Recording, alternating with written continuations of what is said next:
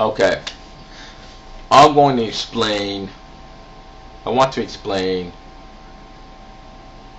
how white nationalists and even race realists, supporting a race realism.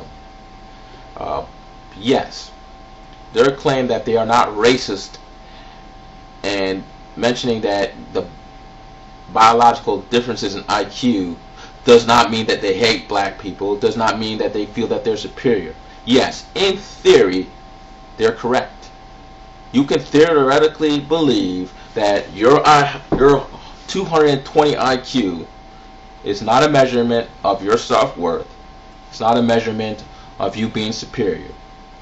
You can theoretically believe that. But in practice, we know that whites and Asians do measure themselves by IQ. Berserker pointed out the fact that the vastly higher suicide rate among the white race and the Asian race is due to measuring themselves by academic achievement. Not all whites, but in that white elite, in that Asian elite, you better believe that failing in any manner academically is failing as a human being.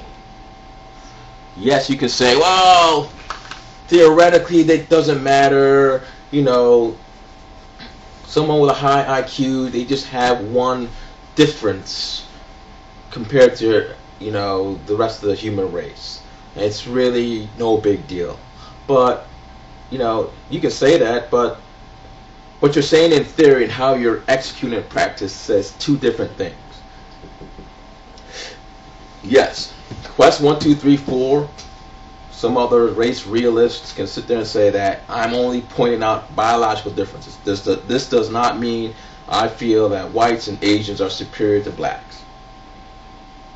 Yes, you can say that in theory outside of a context of a industrialized, civilized society. However, you live in a civilized society, and these traits are seen as brutally important to succeed in a Western industrialized society. Okay, IQ and the ability to create things and invent things is taken very seriously in the Western society.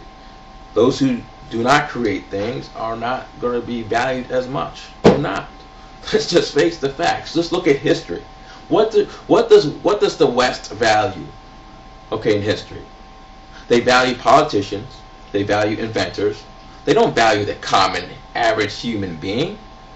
Okay, they don't. They don't value Joe Blow that was a farmer in the 1800s, or how families changed between 1850 and 1920. Most of Western and probably Eastern history is based upon inventions. It's based upon politics. It's based upon the ability to build civilizations and inferring that those in that civilization had something to do with it, which for the most part they didn't. But many of you white nationalists believe that you're the reason why there's computers are made. You're the reason why we have laws. Although you personally didn't contribute one dime to that, you want to believe that you had something to do with it. That's fine. But the bottom line is that that's how you measure humanity. History, how you value humanity. Your history and how you write history is how you value humanity. You don't value even the common person in history. Okay? You value how civilizations were created, the leaders of those civilizations, and the inventors of those civilizations. That's it.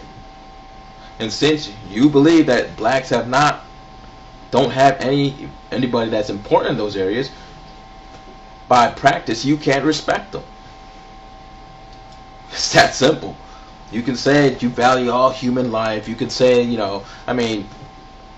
yes, you can value an animal's life. But does that mean you respect them as an equal as a human being? No.